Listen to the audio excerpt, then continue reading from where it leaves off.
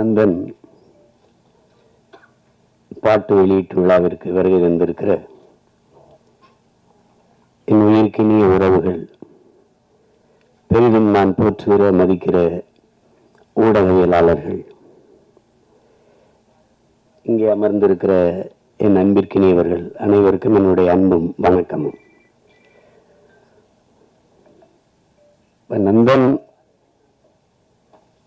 பாட்டு வெளியீட்டு விழா என்று சொல்வதை விட பல நூறு ஆண்டுகளாக இந்த மண்ணின் மக்கள்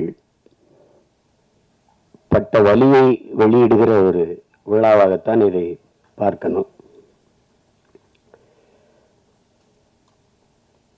பாட்டு திறத்தாலே வையத்தை பாலித்திட வேண்டும் பெரும்பாவளன் பாரதி.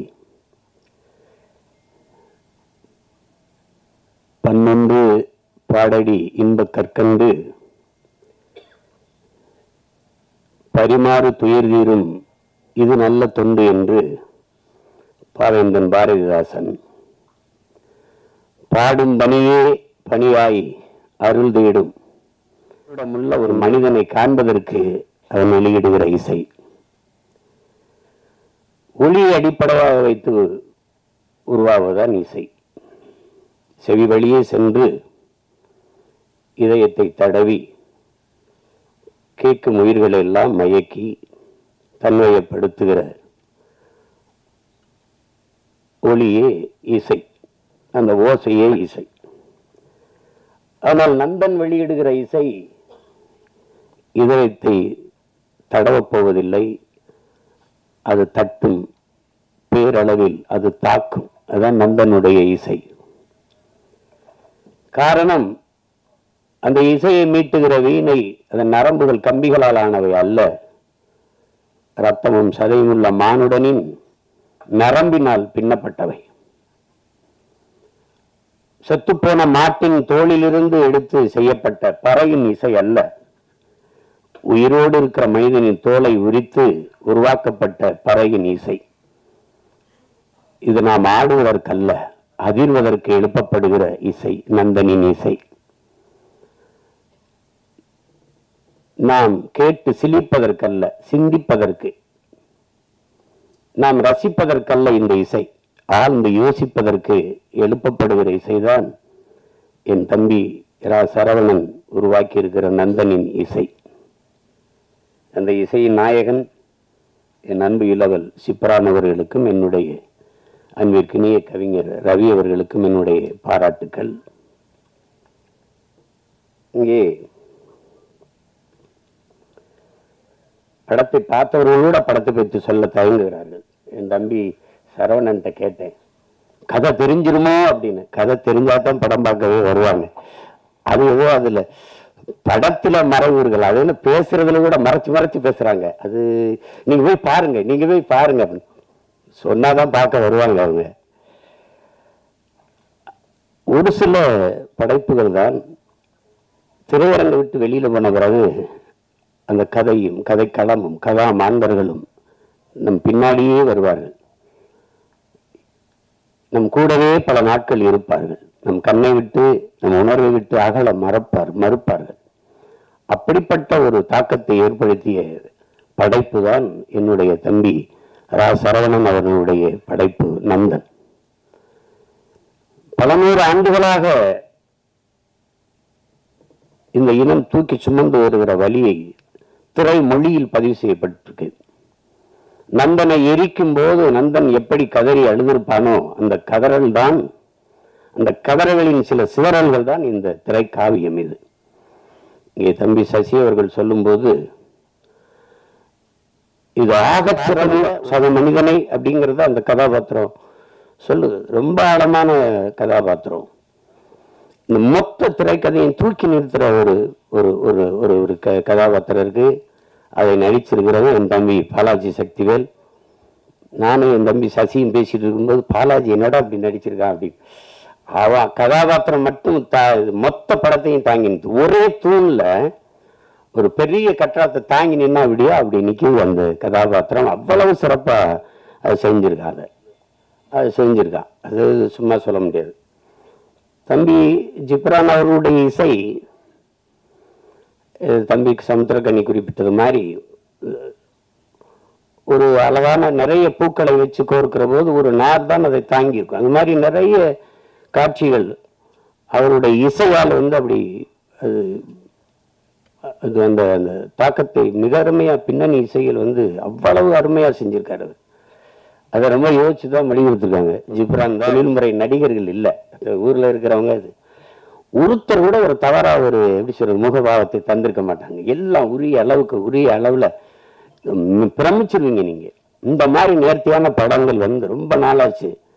நம்முடைய வணக்கத்திற்குரிய ஐயா மகேந்திரன், என்னுடைய அப்பா பால்மேந்திரா, அப்பா பாரதி ராஜா, இவருடைய படங்கள்ல தான் அவ்வளவு பெரிய நேர்த்தி இருந்தது, அவ்வளவு ஒரு தாக்கம் இருந்தது.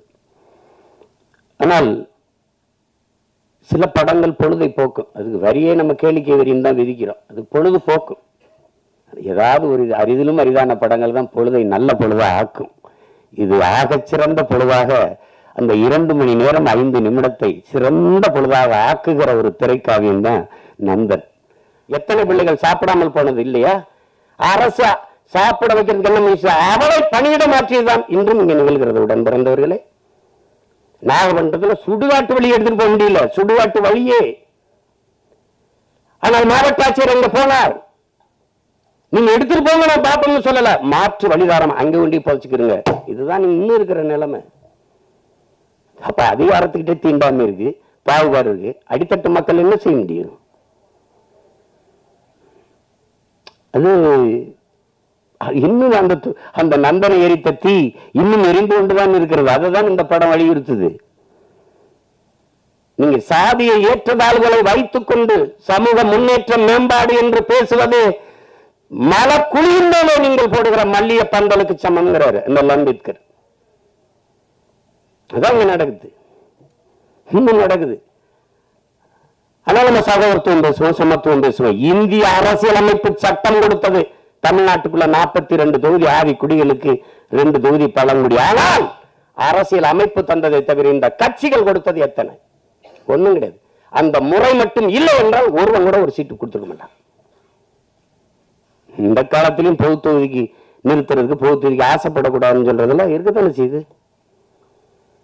மொத்தமா வச்சு செதுக்கி தள்ளிட்டார் 2 மணி நேரம் 5 நிமிஷத்துல மொத்தமா. அதாவது ஒரு பெரிய பெரிய அரசியல் பொது மேடையில பேச தயங்குறதை திரைமொழியில் மொழிபெயர்த்ததுக்காக என் தம்பி சரவணன் போற்றத்தக்கவன், பாராட்டப்படத்தக்கவன். யாரும் இந்த படத்தை தயாரிக்க மாட்டாங்கன்னு அவனுக்கு தெரியும். இந்த கதையை சொன்னா ஏத்துக்க மாட்டான், பயப்படுவான். ஆனால் பயப்படாம துணிஞ்சு அவன் என்ன பெரிய கோடீஸ்வரன், பிச்சை எடுத்து அங்க 1000 வாங்கியிருப்பான், இங்க 2000 வாங்கியிருப்பான், இங்க 1 லட்சம் வாங்கியிருப்பான், 50,000 இருப்பான். அதை சேர்த்து வச்சு குருவி சேர்த்த மாதிரி வச்சு இந்த படத்தை எடுத்துட்டான். அந்த படத்தை எவ்வளவு திறமை இருந்தாலும் வாய்ப்பில்லை என்றால் அது வெளிப்படாது. ஆனால் இவ்வளவு ஒரு அற்புத திரைப்படத்தை கொண்டு போய் சேர்க்கிறேன்னு துணிந்து வந்த இந்த மகன் ரவி, ட்ரேடன் ஆர்ட்ஸ் ரவி, எவ்வளவு நாளும் பாராட்டலாம். நெருக்கடியான நேரம் தான். நட்புக்காக என் தம்பி சமுத்திரக்கனி எல்லாம் அவன் 3 நாள் தேதி வாங்கினா, ஆனா ஒரே நாள்ல நடிக்க வச்சு மொத்த காட்சி எடுத்துட்டு அனுப்பியிருக்கான். இப்ப நான் நேற்று ராத்திரி இரவுல இறங்கி இப்ப போகணும், திருப்பி உடனே போய் இரவுல எனக்கு மதுரையில பொதுக்கூட்டம், திருப்பி போனாலும் என் தம்பிகள் மேல நான் வச்சிருக்க பேரன்பு. ஒரு தம்பி படம் எடுத்தாலே வருவேன், எல்லா தம்பியும் சேர்ந்து எடுத்திருக்கான். எதுக்கு வருது? யாரு மேல கீழினாலும் ரத்தம் ஒண்ணுதான். ஆக மொத்தம் நீ நானும் 10 மாதம் தான். தாத்தா பட்டுக்கோட்டைக்கு ஏன் வந்தது? சாதிகள் இல்லையடி பாப்பாக்குள்ள தாழ்ச்சி உயர்ச்சி சொல்லால் பாவம், நீதி உயர்ந்த மதிகல்வி அன்பு நிறைவுடையோர் மேலங்கிறான். யாரு? பாரதி. என்ன எல்லாம் கேட்பான், பாட்டன் பாரதிங்கிற. அப்படி சீமானுக்கு எப்படி பாரதி பாட்டன் ஆயிட்டா அப்படின்னு வெறிவர் மேல. பெரியாரது எல்லாருக்கும் தந்தையா இருக்கும்போது பாரதி எனக்கு பாட்டனா இருக்குல்ல, என்ன உங்களுக்கு பிரச்சனை?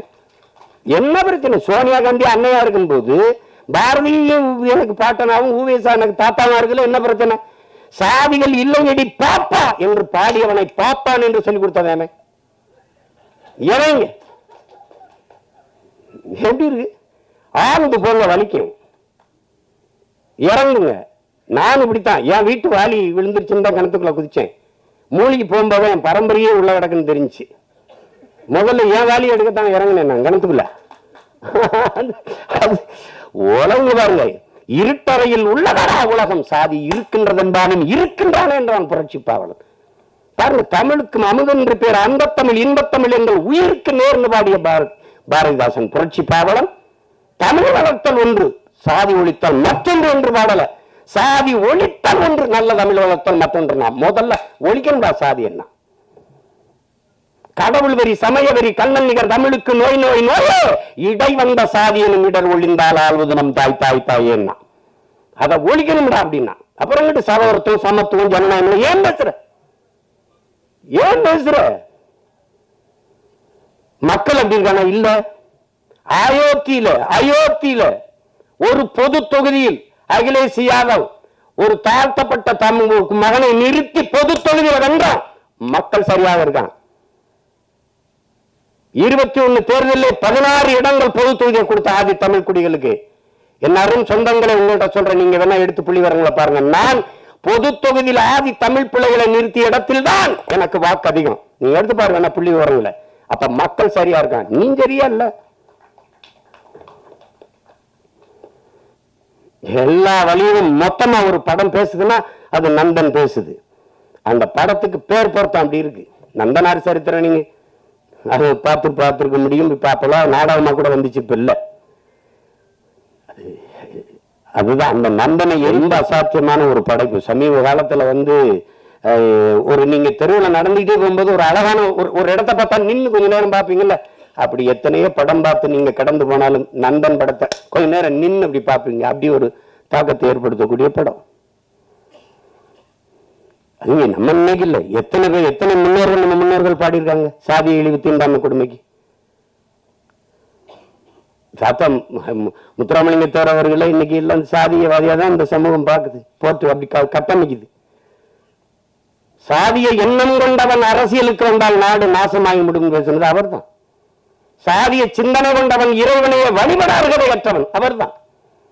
உன்றகை உயர்ந்தது உழைக்கிறகை தாழ்ந்தது என்கிற எண்ணம் எவருக்கும் இருக்கக்கூடாது. இறைவனுக்கு முன்னே 2 கையும் இணைத்துத்தான் வணங்குகிறோம் என்று சொன்னதும் அவர் தான். பிறப்பில் இல்லை தாழ்ந்தவன் உயர்ந்தவன். அவன் பெற்றிருக்கிற கல்வி அறிவு, அவனுடைய தனி மனித ஒழுக்கம், செயல்பாடுகள், இதை வைத்துத்தான் ஒருவன் உயர்ந்தவன் தாழ்ந்தவன் என்று அம்பேத்கர் சொல்றார். நான் குடிக்க மாட்டேன், மதர்ந்த மாட்டேன், மனைவி தவிர வேற ஒரு பெண்ணை நினைக்க மாட்டேன், ஊழல் வர மாட்டேன், லஞ்சம் வர மாட்டேன். இந்த சமூகம் ஒழுக்கத்திற்கு என்னென்ன வர வைத்திருக்கிறதோ அதையெல்லாம் கடைபிடித்து வாழ்கிற நான் இளிமகன், தாழ்ந்த சாதி.